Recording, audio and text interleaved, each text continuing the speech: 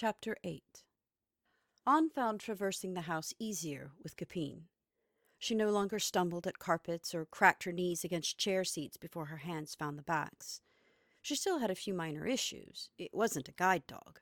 She had to use it properly, and she could still be waylaid by small things, and things she failed to touch with it. But still, life was a little easier. She remained restless, though, felt useless. The depression still threatened. She came downstairs one afternoon, planning on a walk to test her limits, and saw a man standing where she knew the vase of flowers to be. He had white hair that fell like snow down his back that was badly braided. He was bent, as if taking in the scent, one hand held up, cupping the rose that was slowly fading into view. Her eyes widened, drinking in the simple beauty of that single, perfect blossom. It was red, singed a bit on the edges now with what appeared to be frost. It only made it more beautiful. "Tell me how you did that," she asked softly. "Please?" He looked up sharply, not having heard her, saw her standing halfway up the stairs.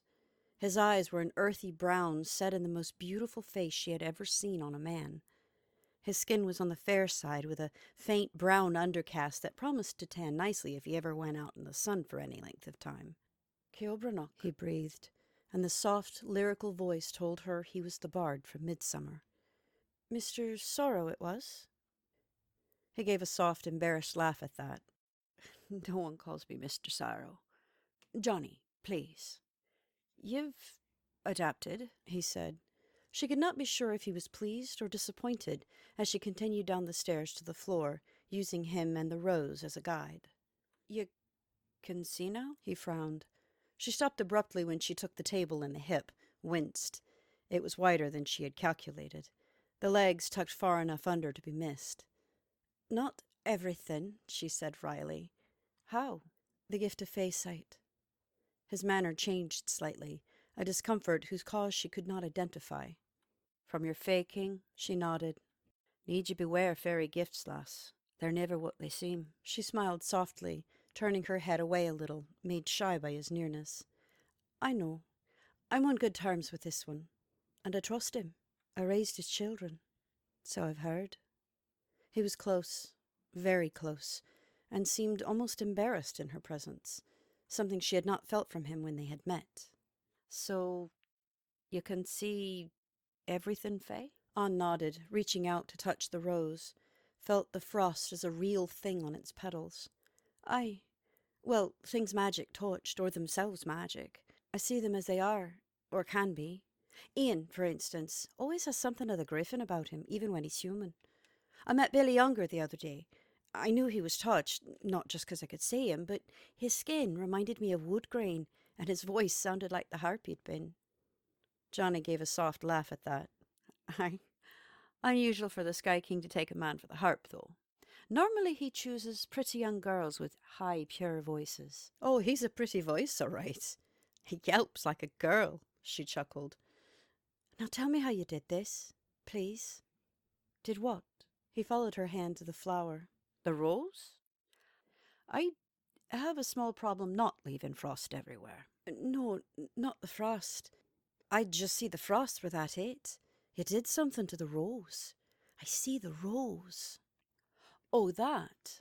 He turned, stood next to her, and covered her hand with his under the base of the flower. "It's simple, really, though not all the touch can do it. I doubt Billy could.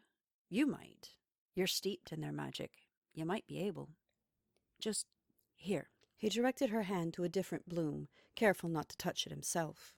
"Just stroke the outer petals. Try to extend yourself to it. Touch it with all your being. Want it to be part of you."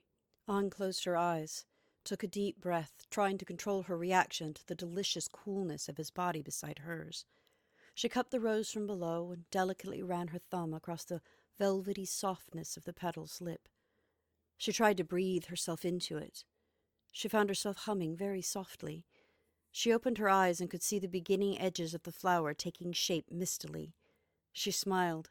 "I'm doing it." "Good. 'Twasn't too hard, was it?" he asked. She was suddenly aware of how close he was. It left her breathless. She chided herself for reacting like an untried girl. He was a bard. completely out of reach. That he was handsome only assured she would never have a chance. "Thank you. You've solved my crochet problem." She was blushing, she knew, as she drew her hand back from the rose. And her face completely lit up. "I can write again." He shifted back a little, pleasantly surprised. "You write?" Her blush deepened, and she looked down, suddenly embarrassed. "A wee. Used to. From time to time. Nothing noteworthy." His long, delicate finger reached out and brushed aside the protective veil of her hair, tucking it back behind her ear. "I'd like to see some of it sometime, if you're willing." She shivered at his touch. He drew back, closed his hand. "I am sorry. I'm cold." "It's not that. I like cold," she said quickly. She realized what she'd said and blushed more furiously. She set her hand against her cheek and shook her head, sending her hair to once more hide her face. "Oh, I'm blushing like a witless fool." He chuckled. "I find it very becoming. It speaks of innocence, a rare commodity these days." "It speaks of modesty," she corrected. "Something even rarer," she added. She collected herself, gave her vest a tug to settle it in place, and assure herself she was not in disarray. "Forgive me, I've never shown anyone my poetry, and I'm certain a bard would find my little rhymes quite silly and banal." "I doubt it. But let me judge, when you're ready for them to be seen. 'Tis been my experience that those the author keeps hidden away, certain they are unworthy, are the best of all, the most passionate and telling about them. Sometimes I just can't help myself. Something occurs to me and I have to write.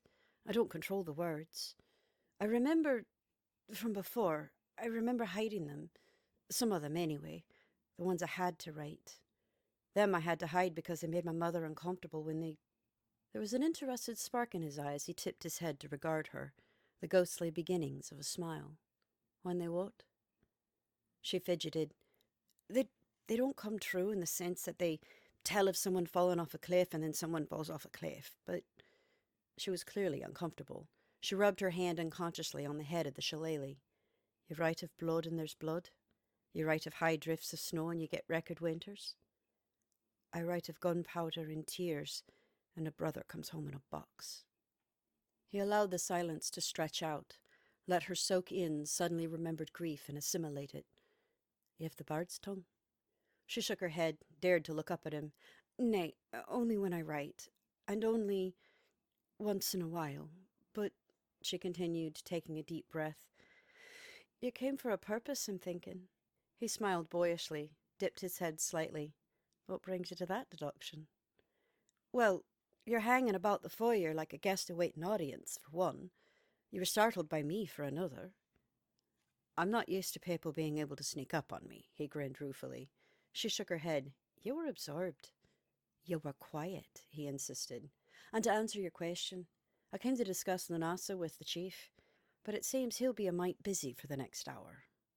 It was her turn to be confused. "How do you figure?" He tipped his head towards the open door. "Some of the boys just pulled up, and it looks like they've some trouble brewing. Reggie doesn't get that luck often. When he does, it means bad things for bad people." On stepped sideways until the flower arrangement was out of her way. Sure enough, she could see Reggie, looking positively ferocious, coming through the door and hear 2 or 3 others behind him. "Said he's in his office and to come straight back," one of the others was saying, closing something small in his hand with a click. Reggie nodded politely to Anne and Johnny as they strode by, disappearing down the east wing. Johnny sighed, drawing her attention back to him. "Looks like I shall have to come by again tomorrow. Matters of festival can wait in the wake of whatever that is. And what were you up to this fine afternoon? You came down with a sense of arrested purpose." She felt the blush threatening her again. "I was going to try to go for a walk, in spite of the fact that no one has the time today. I thought I'd test my new friend out," she said, holding up Capine. He gave a little whistle. "That's a nice knob-knocker you have there, miss. Ian loaned her to me." "Aye," he nodded solemnly. "I'm familiar. I know where he got her." "Oh," she brightened. "I would love to hear it." He spread his hands in apology. "Sorry, Kilbrannock, but that is not my tale to tell. Would you be kind enough to allow me to escort you on your walk, though?" She felt herself turning faintly pink again. "I would be honoured if it will not inconvenience you." He held out his arm to her. Well, it seems that a certain block of time I had set aside has suddenly become unoccupied. A walk sounds nice. She smiled, reached out to accept his arm, felt her heart skipping erratically. Then lead on, good sir. Whither we shall away. Skye stood at the very top of the stairs, watching An walk out the front door with the man in the patchwork denim vest. He had seen the white-haired man before in her company, and though he seemed to be behaving like the perfect gentleman, he still did not trust the man. He was tempted to follow them, to make sure he did not try anything, but remembered what Ian had said about having to let her go her own way sometimes. He knew what would happen if she found out. Any attempt to stay close enough to her to protect her would be hopeless after that. Still, he was tempted. He heard someone on the hall behind him and turned to see Liberty walking up with a box of things. "Let me get that," he said, taking the box from her. "Oh, thank you," she chirruped, happy to unload the box into his arms. "I'm just taking a few things to my car. Getting the new house up and ready." "Skye, was it?" she asked, following him down. "Aye, Mum," he said, carefully avoiding using the royal title his instincts and upbringing insisted on. When they reached the main floor, he stepped aside for her. "Lead the way." She gave him a traffic-stopping smile and moved a little in front of him. "So, what had your attention so intent?" she asked. "Huh? Oh," he said, realizing she had caught him out. As they stepped onto the veranda, he saw Johnny and An going around the side of the house, on the path that led to the fort. He stopped on the top step. "What do you ken of that white-haired gent?" He made an effort not to call him something ruder. Liberty looked where he was watching, caught a last glimpse of white braid and denim quilt. "Johnny Sorrow? He's a local bard. Why? Have you not met him yet?" "I haven't, no." "He trustworthy?" She stopped on the last step, looked up at him. "Why's your concern?" He read no hostility in her face or voice, just genuine curiosity. He continued down the steps towards her. "He's taking the governess for a walk. I'm concerned. She's my responsibility." Liberty laughed softly, led him to her car, which was parked in the round drive just ahead of the panel van Reggie had pulled up in. "My da set you to that? Or she a personal import?" He sighed, waiting for her to open her trunk. "The king charged me with getting her to safety. I need to know she's safe with him." She lifted the trunk lid and leaned against the bumper, one fist on her shapely hip. "You know, that kinda ended when you walked out the gate, right?" He set the box in the trunk with the others, shaking his head. "Not for me." "You know, the best way to do that would be to woo her and win her. Then you can watch over her an you like," she suggested, studying him carefully. He looked at her, threatened to lose himself in her flashing eyes. "I don't see her that way. Admire, aye, she's a rare woman and vulnerable, but my heart's not involved. Just my duty." She hummed softly, nodding her head. If she is that type of woman, then he is that type of man." "What type?" he asked, confused. She closed the trunk. "Whatever type she is. If she's the type what wants to be taken advantage of, he'll likely take advantage. If she's a prudish lady, he'll remain the perfect gent. She's Victorian. Could go either way. But I'd guess she's safe with him. If you're talking other danger, she'll come to no harm in his care. He has his own sense of honour, and he is a bard with a capital B. The old kind." He nodded, only partially reassured, but accepting her assessment. There was nothing else he could do. He had to take some time and think about why it still bothered him, how he really felt about her. Without thinking about what he was saying or doing, he did the polite thing. "Is there aught else upstairs you need manhandled?" Liberty giggled at that, causing him to blush furiously. If you mean everything's lifted, aye." She led him back into the house, unaware that he was suddenly nervous as hell. They had just reached the table in the foyer when Ian came charging out of the east wing with a phone to his ear. "What the bloody fuck?" he was growling. "Hold on, don't engage yet. You're not enough.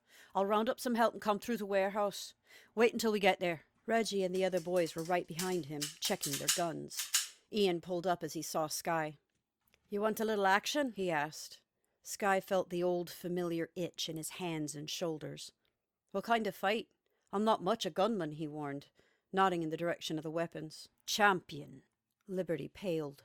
Skye cracked his neck. "Out here," he growled. It was not like the Northerner to send her champion into the real world.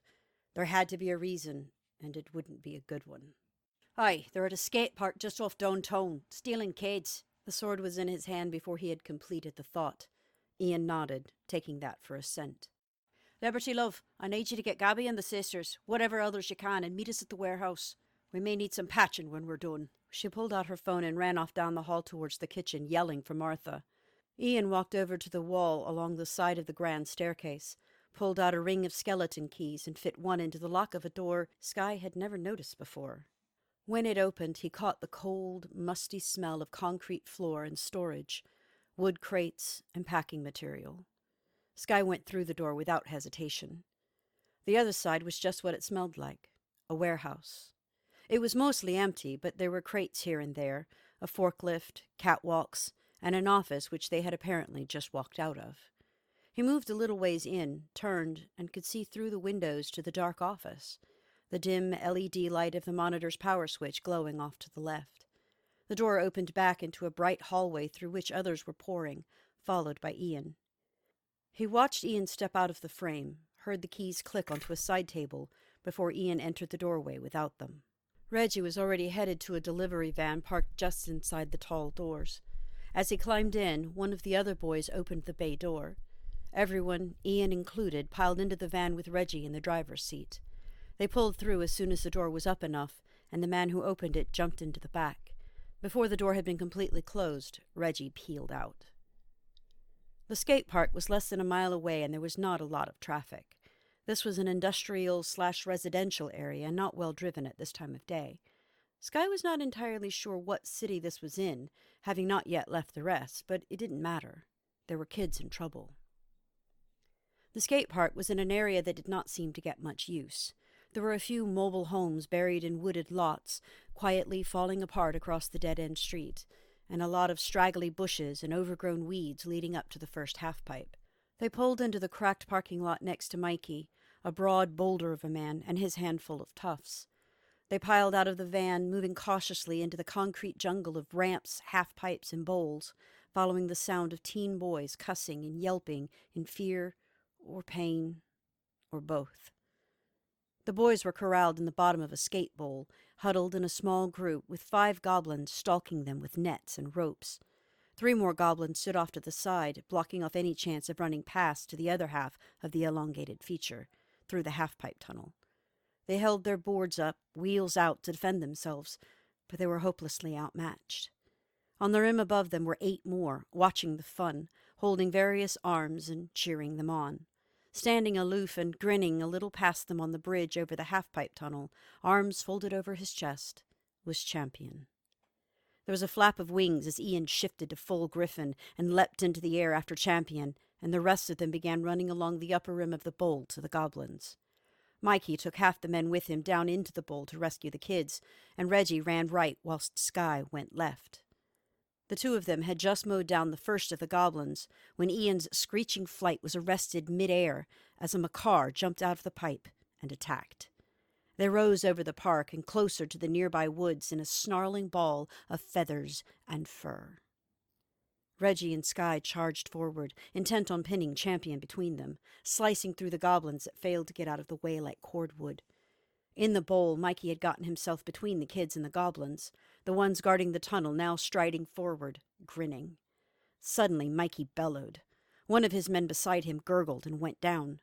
Mikey turned, a knife in his back, saw that the kids were goblins themselves, just before they swarmed him. Reggie took all this in and issued orders. "Skye, get Champion. I'll be there shortly." With that, he shifted completely, becoming a large lion man, and pounced on the nearest goblin in the bowl. He was followed by the rest of his men, who fired at the goblins when it was clear, used them as clubs when it was not. The bowl swiftly devolved into a mosh pit of violence. It did not take Skye long to reach the bridge and Champion. Most of the remaining goblins either dove into the pit out of his way or were just cut down by the now faintly glowing claymore. As he stepped onto the first foot of the concrete stretch, Champion raised a blunderbuss and fired. It caught Skye mostly in the shoulder, but he was already swelling with battle fury and shrugged it off. As he closed, Champion managed to get a rapier up and in between them, and the 2 of them began to dance in earnest. Champion was a tall man, very dapper and something of a dandy. He was Errol Flynn and Tyrone Powers all rolled into one heartthrob of a package. Champion was a tall man, very dapper and something of a dandy. He was Errol Flynn and Tyrone Powers all rolled into one heartthrob of a package. He had sparkling blue eyes, a dashing smile, and amber curls that fell to his shoulders. The smile was mocking at the moment, and, faced with a rage-swollen Scotsman in a kilt, he appeared positively petite. They traded blows in an effortless dance. The claymore would come crashing down, only to be deflected into a glancing blow. The rapier would flash in, only to be skidded aside to land no more than a nick, and then the larger sword would lunge again, hungry for his throat. It was an endless back and forth, tit for tat, that soon left the bridge and began to meander around the park. Champion was seeking higher ground, founded on a stepped platform for rail slides and stair jumps. Skye was impressed with Champion's skill. But then, he told himself, the Northerner would hardly have named him champion if he wasn't capable of living up to it. He had heard the man's reputation and long desired to test it for himself. Hell, this might have been the very man he would have had to battle in the Northerner's challenge, and he was very interested in how this would have fallen out. It was turning out to be a serious fight. Anne and Johnny were somewhere just past the Rath, enjoying a pleasant walk in the growing dusk. The gloaming had always been one of her favorite times of day, when the mists would begin to rise and the birds came in to roost, and the world seemed in between everything. Here by the Rath she could see a few things, mostly the grass on the slope and some of the flowers blooming on the edges.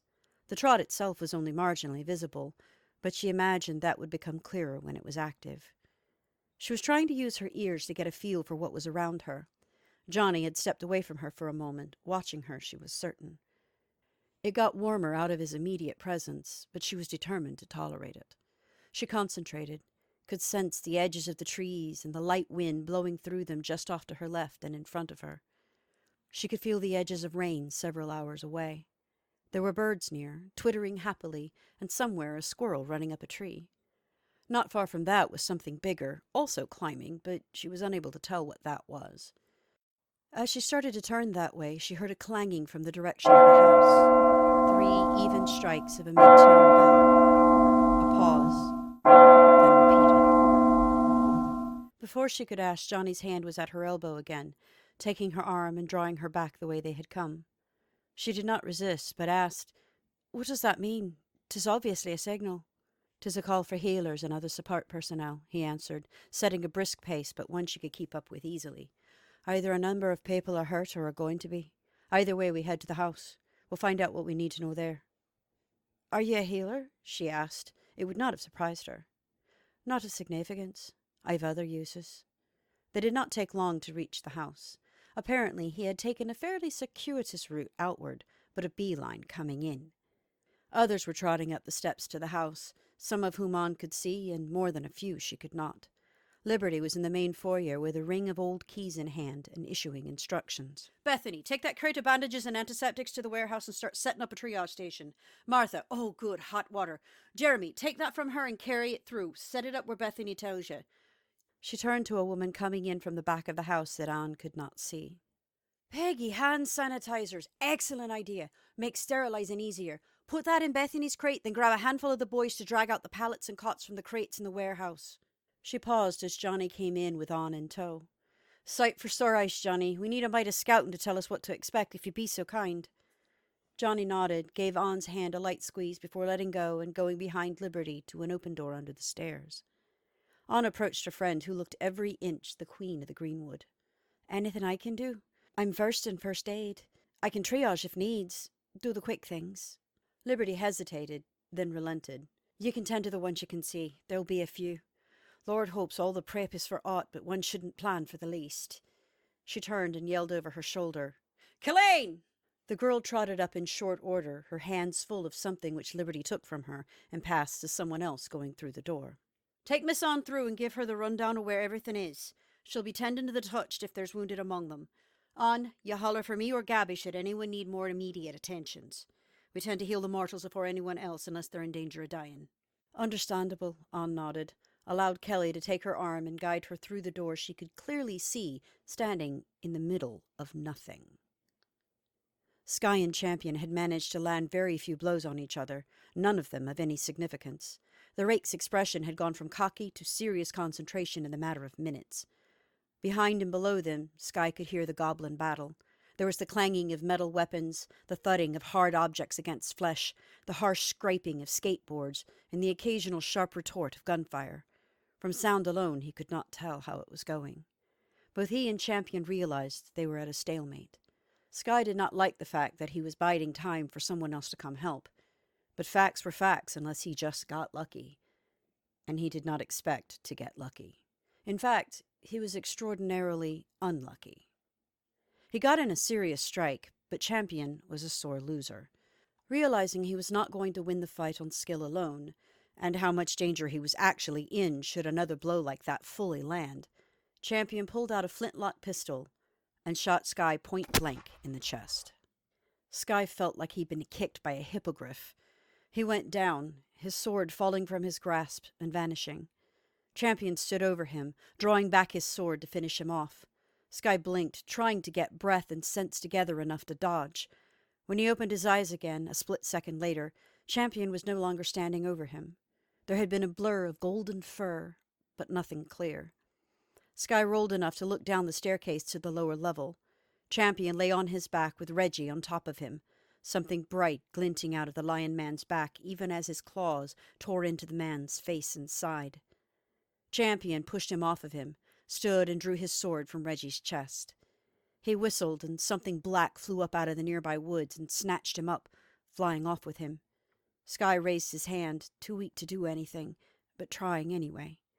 The hand fell, stretched down towards Reggie, and went limp.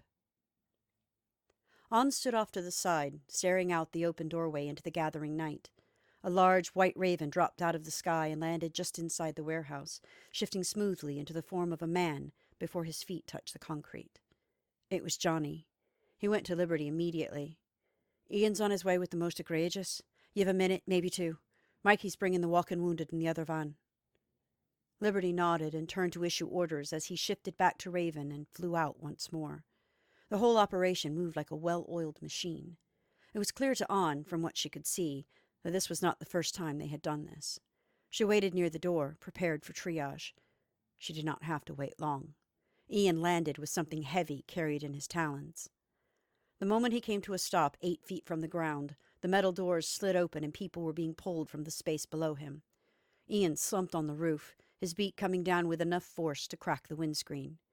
A few seconds later, he slid off on the far side with a wet thunk and the weak struggling of wings on pavement, and Liberty ran over with a screech. Gabby was right behind her. Anne stepped far enough to the left of the van to see around it, and Ian was in bad condition. She was amazed he had been able to carry the vehicle as he had. He was ripped to pieces. Then others were coming into view that required her attention. She did a quick assessment of each man she could see, told the stretcher-bearers where to put them and what needed to be done immediately. For one or two of them, she had to call Roulette and her sister to attend, as they were the only healers free at that moment. The last out of this van was the Highlander, the man who had brought her safely out of Faery. She had brought him to a pallet and checked him over. He was bad off, shot in 2 places and cut in many more. He was not in immediate danger of dying, but needed Faery healing. She did what she could, tearing open his shirt and pressing a bandage to the peppered hole in his chest. He opened his steel blue eyes and grinned ruefully at her. "I should just give up on that shirt. Not meant I should keep it, I guess," he grunted as she applied more pressure to stop the slow lake beneath her fingers. "Liberty! Someone! Soon!" she called, beginning to think her initial assessment was less than accurate. "Be no trouble to you," he chuckled, ended up coughing. "Herons are as safe as fucking hoses." Anne staggered at that, thrown further off balance by Liberty's hands taking the place of her own, peering under the bandage. "Peggy, forceps! I've got a ball to remove. I got this one on. You can help some of the others." She rose, took a half step, and backed into someone. Cold hands grabbed her arms, gingerly guided her around something on the floor she could not see. She turned, saw Sorrow behind her, looking at her with concern. She nodded, telling him she was all right. He let her go, and she headed to the nearest man she could see, Mr. Younger, who needed his leg bandaged. Sorrow knelt beside Liberty, lending a hand even as he gave his report. The remaining have fled. Champion and the last surviving Makar opened a doorway the moment the sun was down and gone back. Fox and a couple of the boys are dealing with Goblin and Makar bodies. What are you telling me for? She asked, concentrating on pulling the ball out of Sky's chest without doing more damage. Your father's still out cold. Tell Reggie, she snapped. He's the heir and I'm busy. Johnny paused. On looked over, reading volumes into that silence. His voice was soft, full of sympathy and understood grief. I'm sorry, Liberty. Until your father says otherwise, you're the heir. Liberty looked up at him, her face stricken. But I'll tell Mikey as well, he added. He rose and moved off, looking for Mikey. Liberty took another second to process, steeled herself, and went back to work. A second later, and the flintlock ball hit the concrete with a wet tink. On moved away, giving Liberty time to work. She made sure this time to step nowhere Capine had not cleared. The words Sky had spoken had sent her mind reeling in a fit of memory. She had been sitting, her back to a tree, her face blazing with new pain, gelatinous tissue melting away. And there was that voice saying those words, "Bairns are safe as houses." Not just those words, but that voice. She would have to ask him, later, when he was more aware. First, she had to get herself under control. She could feel the pain again, smell that thing that had attacked her, smell Makar. She shuddered, took a deep breath. She heard someone moan at her feet. She turned, slid the end of Capine out until she came in contact with a pallet. Running it to the edge of it, she quickly figured out where she was in relationship to it. She knelt, slid her hand over from the corner of the thin mattress until she came into contact with blood-matted hair. She trailed her fingers down the side of his young face, then to his shoulder where she found a bandage. The chest fluttered in pain, and she withdrew. A hand came up out of the darkness, seized her wrist and squeezed. Don't go. It just hurts. It'll get back to me. Just don't go, he wheezed. Shh, she whispered. I won't. He released her, and she settled herself against the pallet. Her legs curled up under her, and softly stroked the side of his face with the back of her fingers, and began to sing a low lullaby in Irish. It was the first song that came to mind, what she'd always sang to the young prince when he refused to sleep. Come over the hill, my bonny Irish lad. She never noticed when the area around her grew quieter. The moaning and small grunts of pain stilled. When the hand from the next pallet over touched her knee, her other hand automatically slipped into it. She sang the song through, fished for another in her memory. She'd never had to sing more than one, and she knew her voice was less than perfect. There was one song she remembered, though not where she had learned it. It suited her voice, sweet and soft. Oh, I wish I was on yonder hill. 'Tis there I'd sit and cry my fill, and every tear would turn a mill. Iscoche tu a vornin slon. Shul, shul, shularun, shul go saker agus shul go kun, shul go dars agus eililun. Iscuche tu a vornin slon. She sang the song through, and when she was done, there was silence. At first she thought she had been so horrible no one could say anything. Then she felt the tears on the first boy's face, felt the grip of the other hand ease. There was a coolness behind her and a hand on her shoulder. Shularun. Interesting choice. She looked up, saw Johnny bent behind her. It was all I could think of. 'Twas good. Give many talents, Ceolbranach, and a haunting voice. She blushed, started to turn away, but he stopped her, brushing back her hair with his frost-cold fingers and taking her hands. The Hailers are here, he said softly, drawing her to her feet. Best we get out of their way. She allowed him to lead her away from all the activity, near the stacks of crates. Before she could react or protest, his hands were on her waist, had lifted and perched her on a short stack, and fluttered away again as swift as they had seized her. It took her breath away for reasons she could not allow. It placed her knees at about his waist as he rested his elbow beside her and leaned against the crate. "There's not much better you could have done for them, you know." She fought the blush trying to bloom. "I know my scale is small. I don't know the Faery Halen at all." He set his hand on her arm, made her look at him. "That's not what I meant. You did them a world of good. Their bodies are one thing. Gabby and the others can manage that. You did for their souls. Where'd you learn to sing like that?" She felt her cheeks flaring. "I was never taught. The songs, I learned those from my mother, I think. There are others I think I know, what I learned from other of the king's servants. Songs I never heard before I hired on. Sad songs, of course. Some of them I love, but then I'm Irish, aren't I?" She laughed. "Like what?" he asked, settling back against the crate.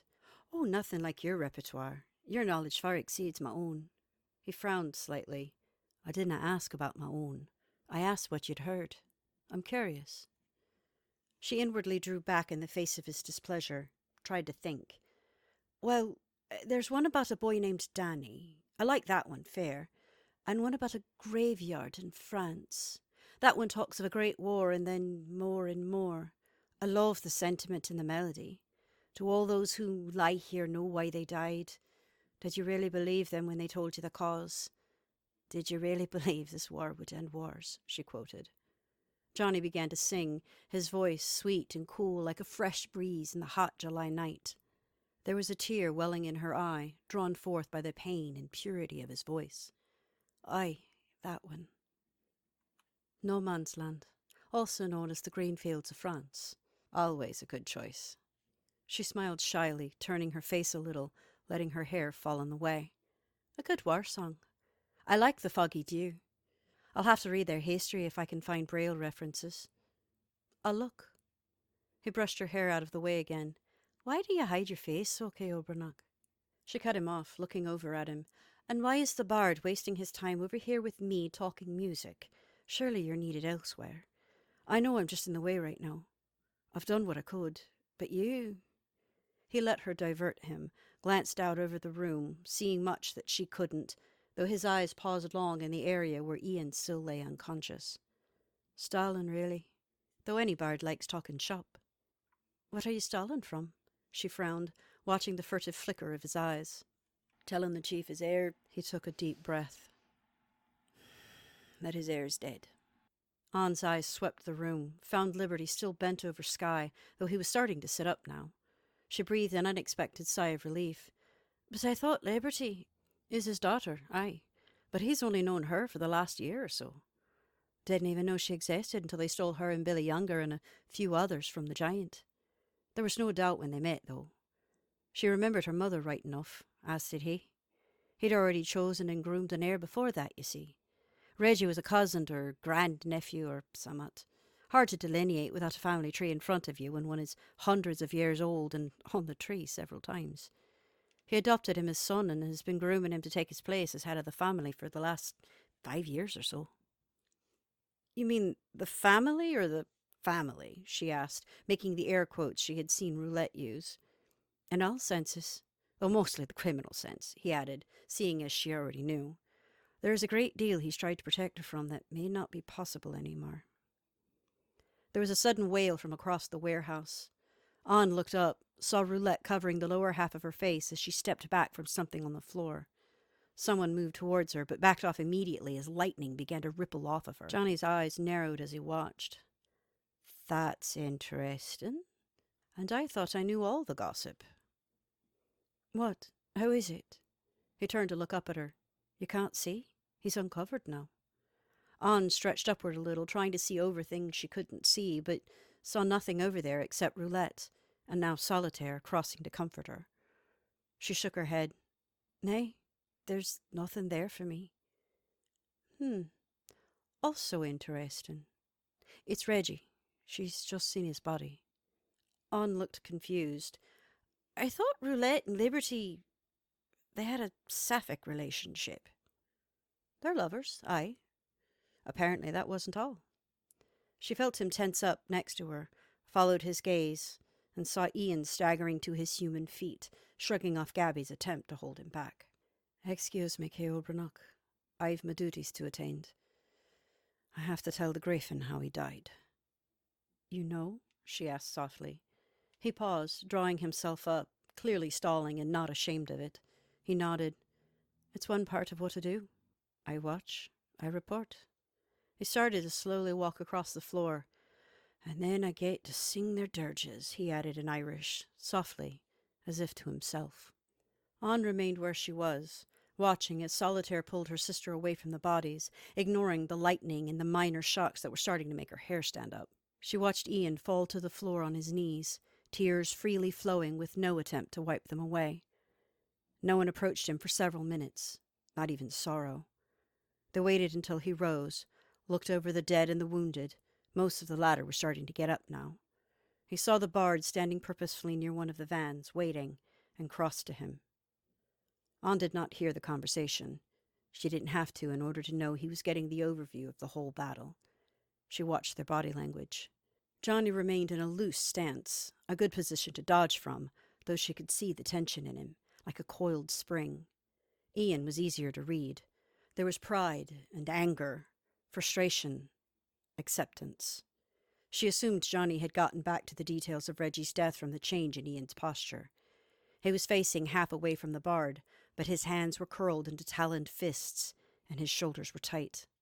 He rolled them to try and loosen them up, glanced over to where Skye sat watching Liberty a half-yard away, watching her father.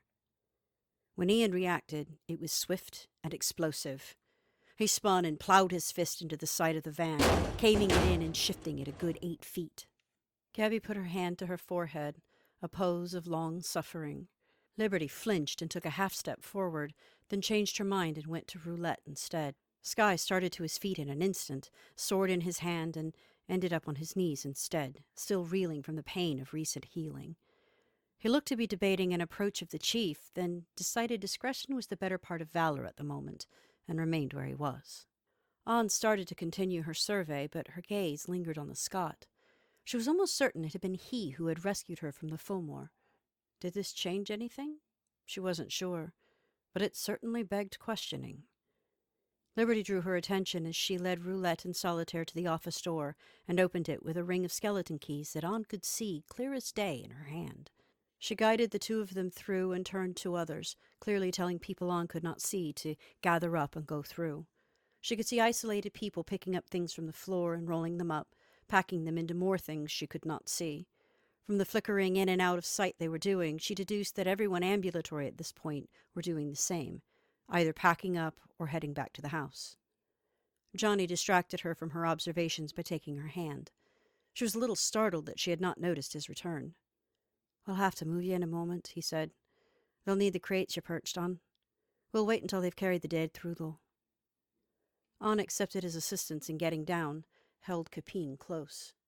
"You don't have to babysit me. Surely your time's better spent." "My part in all this is done. I'm as in the way as you. Were it no for you, I'd likely be winging my way home." "And you don't resent not doing so?" He shrugged. "All I'd be doing was dwelling on matters." She had taken a breath to ask a question, stopped at that, and let it out.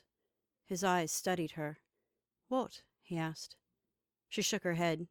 His fingers tilted her chin up to face him. "What?" he softly insisted.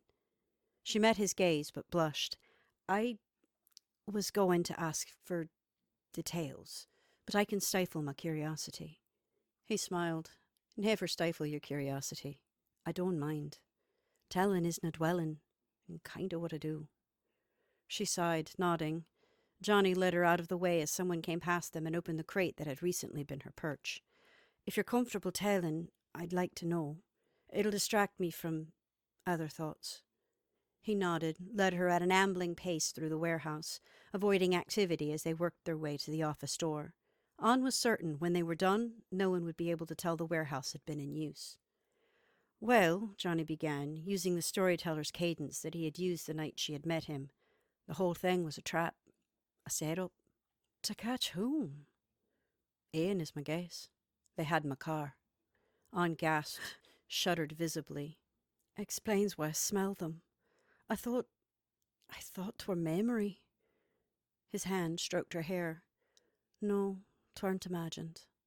They had a pack of hobs masked as teens and attacked them. When our people arrived, they lured Mikey's group in to protect the children, and when they had their backs, stabbed them. It was a mess. Champion was watching the whole. Ian went for him, but was attacked by Makar. Anne thought a moment at the extent of Ian's wounds. She shook her head. Makar were griffin killers, but they were flock animals. Just one did all that. I was of the impression it took at least 3 Makar to kill one griffin. I'd imagine it'd take 5 for Ian. 7, he said ruefully. Thankfully, they only had 6. They lured him into the woods where the other 5 were waiting. Meanwhile, the Scot kept Champion busy whilst Reggie rescued Mikey and his boys. They'd have gone back and forth forever, I think, but the Scot got lucky. He got a good hit in. So Champion pulled a pistol and shot him. He was about to finish him off when Reggie jumped him. He had the sword back, so I don't think Reggie saw it. He got Champion good, but Champion got the last strike. Right through the heart. One of the Makar came and grabbed him. Ian came out of the wood beat to hell, but still managed to carry the van of the worst wounded. Granted, this is as far as he got. Had there been a 7th? He left it deliberately unsaid as they stepped through the threshold into the manor. Even though Anne could see but a 10th of it, she could tell the house was bustling and about to get worse. Johnny guided her around people into the sitting room and into her favourite chair. She sank into it gratefully, glad to be out of the way but near enough to observe. Johnny sat beside her. She was going to tell him he didn't have to sit with her, but guessed it might make him angry again. He was a bard, and entitled to sit where he liked. And she was grateful for his company. "Tell me, what all is it you do for the rest?" she asked, seeking to make conversation to ease the uncomfortable silence. Outside the window beside her, she could hear the rain she had sensed earlier. It felt appropriate. "Many things. A scout, for one. The Raven farm allows me to be largely inconspicuous. Until folk notice I'm white. 'Twas a matter of learning where to fly and rest," he added with a chuckle. "Other than that, I heal a very little. Enough to keep someone from dying, maybe. I tell the stories, the old ones and the new. I do what I can to teach those fresh out." That explained his interest in her, she thought. She settled her disappointment deep inside her and paid attention to his words. "I do what bards do, and then, when folk die, I sing them to their rest." "That must be the hardest part." He nodded. "Especially for me." There was something more to that statement. She could feel it. Feel his grief coming off of him like a wave. She reached out and set her hand on his, gave him a soft smile of comfort. His eyes met hers for what seemed forever, reading whatever he found in their foggy depths. "Her mate is a painful duty, beyond the obvious. The northerner—" He paused, glanced out the door, then back at her, leaned back in his chair but did not relinquish her hand. "I was due to be married, you see. Or so I think. I'll explain that later. Lovely girl from the village. Then one eve I met this woman. Beautiful beyond angelic beauty. Red lips, pale skin, blood-red hair. Should have been my first clue, but I was face-struck. She led me through the wood to a meadow and a pavilion, made love to me for hours. I played for her, sang for her. She danced. We loved. In the morning she took me back outside and showed me the beautiful meadow we'd walked through the night before. It were a battlefield, a carnal field really, full of the dead and dying and more fighting still for her favours. She told me she wanted me to be her dirge singer. Men seized me and bore me to the ground, held me while she kissed me, long and deep. And with every second a lifetime of someone else's memories was pressed into me, merged with my own. Lifetimes of sorrow and loss and regret. So many I don't know which is my own anymore. She stole from me my life in the face of my true love, and then had the audacity to hand me my harp and ask me to sing for her." There was a quiet venom in his silken voice, all the more frightening for its softness. He took a moment, took a deep breath to control his anger. "I did. I played one song, Minstrel Boy. That was the last song I ever played for her, for, like that bard of the song, I broke my harp across my knee and never played for her again. She turned me into a raven, made me serve her spy. And when she fancied, she made me a man again to torment me. He pulled back his sleeve, showed her the back of his arm. It was covered in an artful tracery of fine white scars. The effect was as beautiful as it was horrifying.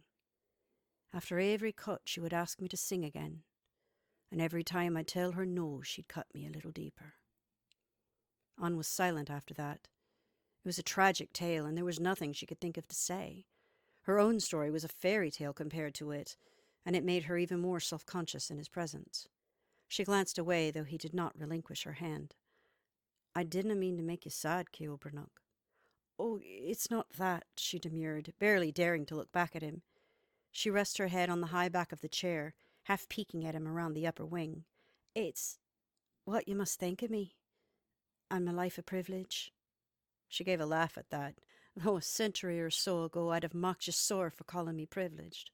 I didn't call you privileged. No, but compared? His eyes captured hers and would not let them go. I never compared my life to yours. Never would. You got lucky. Like as not, you earned that luck. You were Irish in Victoria's time. You were a governess, which tells me you weren't one of the few Irish with any money, property, or luck. Your life was likely alternating between hell and heaven. Your family made life worth living. That living was hard. There were many of us to begin. I were the only one left. When I hired on, she said softly, her voice catching. She didn't know why she was telling him this, or how she was remembering it. He leaned forward, his smile disarming her completely. And teaching fairy children can't have been a picnic. She couldn't help but smile back. Sometimes it were. Sometimes. There was one time when the Lion Prince changed his sister into an acorn and hid her so well even he couldn't find her. Of course, then he got distracted and stopped looking. We hunted for near 2 weeks for that girl, she laughed. And then one morning, there's this oak beside the moat that had never been there afore. We go out there to check it out, and one of the branches hit him. He changed her back, of course, but not without getting a running start first. Johnny chuckled with her. She relaxed a little, still smiling, but sadly now. See, this is what I mean. Even my hardships were not hardships compared. You were tortured. He squeezed the hand he still held captive. And you buried everyone ever meant anything to you. You had joy, and you paid for it too. Don't sell yourself short. He looked up at the doorway, nodded somberly. He gave her hand a last squeeze and stood. I have business to attend, Ceolbranach. Mayhap I'll see you again before I leave? I'm not going anywhere, she smiled ruefully. He bowed over her hand, kissed the back of it, and walked away with someone. Anne unconsciously rubbed the place his lips had touched. It burned cold and sent tendrils of heat through her body at the same time. She sat thinking, her elbow on the arm of the chair and her chin resting thoughtfully on her thumb, her forefinger curled at her lip. There was a lot on her mind, words primarily. She needed a pen, paper, and had no idea where to find them. She was not about to pull someone away from what needed to be done right now to ask for some. It was a trivial want, or so she told herself. There were people all around her grieving. A woman was brought in, crying, held by some male relative. They hesitated when they saw her. There's nowhere else at the moment, really, the man apologized. She waved her hand towards the other side of the room where she knew there was other seating. Please, don't mind me. If you need privacy, I can leave, but you'll not disturb me. Thank you. You don't have to leave on our account. There, Mother. Sit here. It's terrible, but Mikey said he died bravely, made an accountant of himself.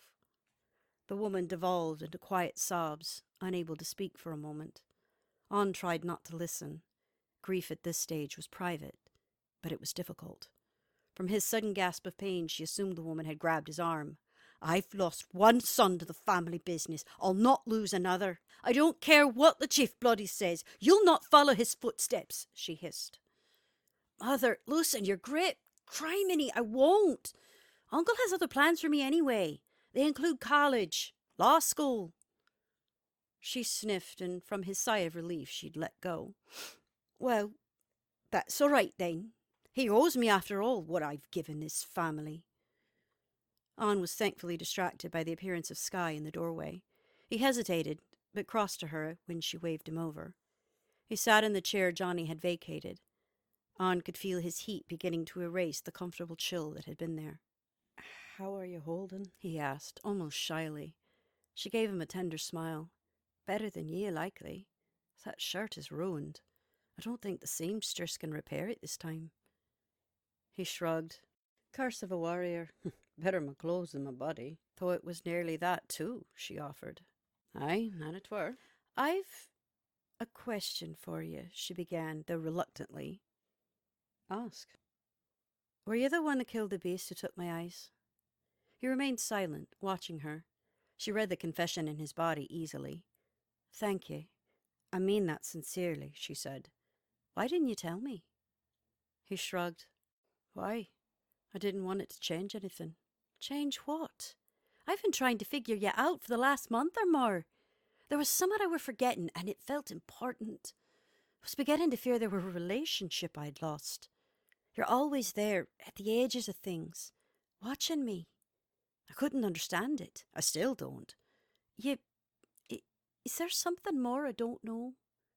He shrugged again. "There's nothing more. I were charged with your safety. I mean to see to it." She gave a quiet laugh. "You know I'm safe here, right? Your job's done. You can go on with your own life. Go back on you like." He shook his head at that, an action he instantly regretted as it made his head swim. He could still feel the healing creeping through his system, not done yet. The brink of death was not crawled back from lightly. "I can't go back. I don't think. There were..." He wasn't sure he wanted to tell her everything, still trying to avoid even the appearance of debt. But then he thought it might help make them even in her eyes, as it should in his own, but... He sighed. He was confusing himself. "I was chosen because the Northerner challenged the Griffin King to a duel of champions. I heard." He stopped. "Wait, what?" She blushed. "The children led me to the back of the pavilion. They wanted to eavesdrop. We heard it all. I know why they chose you. For what it's worth, I'm sorry." He growled, standing. "Confound it, woman, you owe me nothing," he hissed, keeping his voice lower for the sake of the grieving humans in the room. Her brow creased slightly. "Likewise." His hand curled into a fist, was uncurled again with obvious effort. I'll do my duty where I see it," he insisted. She chuckled, causing him to turn. "Are all Scots bull-headed mules?" "Aye." The voice from the doorway kept Skye from making the response that nearly exploded from him. He and An looked to see Ian standing there, with Johnny just behind him. "To my experience, they are." "Skye, if you would, I need to borrow Miss An." She rose, confused, looking to Johnny for an explanation that did not come. "Excuse me, Commander," she said, bobbing a brief curtsy and moving past him, Capine firmly in her hand. He stopped her with a hand on her arm. "Please dinna call me Commander Namar. I don't hold the title here." She looked sweetly up at him. "But if you've not left his service, why wouldn't you?" So saying, she untangled herself from his grasp and crossed to Ian. "At your service, Chief." She turned her head to the bard. "Mr..." She caught herself. "Johnny, the lady in there could use some comfort. She's just lost a son," she said softly. He peeked in, frowned, looked back at Ian in question. "Duncan's mother," he explained. "One of the mortal boys lost their lives to goblin knives." Johnny nodded and entered the room. Ian offered his arm, which An accepted, and guided her across the atrium to the hallway that led to the east wing. They passed the formal dining room, within which she could hear people talking and getting things together, plans being made. She could smell the carnations that marked this as the east wing for her. He took her a long way down this hall, past other doors, and down a side hall to a cold room with a strange smell. It smelled like an interior room. It was a little stuffy, cold, but artificially so, like the shops Liberty had taken her to, but smaller, more confined. She smelled leather and books, and the bitter ashes of whatever it was that Ian smoked. A lot of wood, which helped to mitigate the lingering smell of blood and macar. He guided her to a comfortable, padded chair and bade her sit, crossed behind what she took to be a desk, and lowered himself into a larger chair. For a moment, it looked as if whatever weight rested on his shoulders had doubled. And then he took a deep breath and leaned back, looking every inch an Irish king of old. "Are you fair recovered, sir?" she asked. "Macaire are nothing to be trifled with." He looked her over. "Ever seen one?" She nodded solemnly. "Overhead and close enough to know the stench," she said softly. He sniffed his shirt, wrinkled his beak-like nose. "Sorry about that. Ever seen a pack in a fight?" She shook her head. "Pray you never do." He sighed, set a hand on the desktop. "I called you back here 'cause I'm in a tight spot. Lunasa is upon us in a matter of a bare week, and I've funerals to plan, wakes to do, and my heir to bury." Ironic, as the holiday was originally a funeral game to celebrate the life of Lou's foster mother. "I hate that I have to," he growled, deliberately not finishing his sentence. "What can I do, sir?" He sighed. "Johnny said you're somewhat of a poet. Pretty good from the one you recited him. I want to ask you to write an elegy for Reggie." Her breath caught. "But wouldn't that be Sarah's bailiwick? His job, even? I wouldn't want to tread on his toes. Ian shook his head. "He's the one said I should ask you. And normally you'd be right. But I need help. Liberty's managing the one end, getting everyone dancing to the same tune. Rowdy's doing the paperwork with Doc Calloway. He's the myrtle doctor, serves the rest in some outlying areas. Always good for a hasty death certificate with suspect circumstances. Makes them all legitimate and less suspicious. Johnny's doing Reggie's job of arranging the wakes and the funerals with Echo, our grave tender. He's got his plate full. I'd do it, but..." He sighed, rubbed at a mostly dry eye. "I've got the mortal families to deal with and my own grief asides. I've also got to go to Chicago to Reggie's mother. Tell her that the son who was supposed to be safe with me died saving another, and bring her back for the funeral. It's a small thing, but no small thing just the same. You ken?" She nodded. I'm glad to be of service, and just hope I do it justice." He breathed a sigh of relief, a weight visibly off his shoulders. "Thank you, lass. Whatever you do should be fine. I trust Johnny's judgment in the matters of the arts. He is a bard, after all. Oh, and he said he might ask you to sing at the wake if you're game. Get Killane or Bethany. No, not Beth. Martha will have her running ragged helping her with the food and like. Kelly, get her to acquire you some of the traditionals you not heard. Let you learn what you don't already know. Danny Boy and the Greenfields of France were his favourites. Maybe the Foggy Dew if you can manage it. Johnny can if you think it too high." She blushed at the thought of officially singing at a wake. "It's a good thing I can't see most of the audience, then, she asked, laughing nervously. He chuckled. "You'll be fine.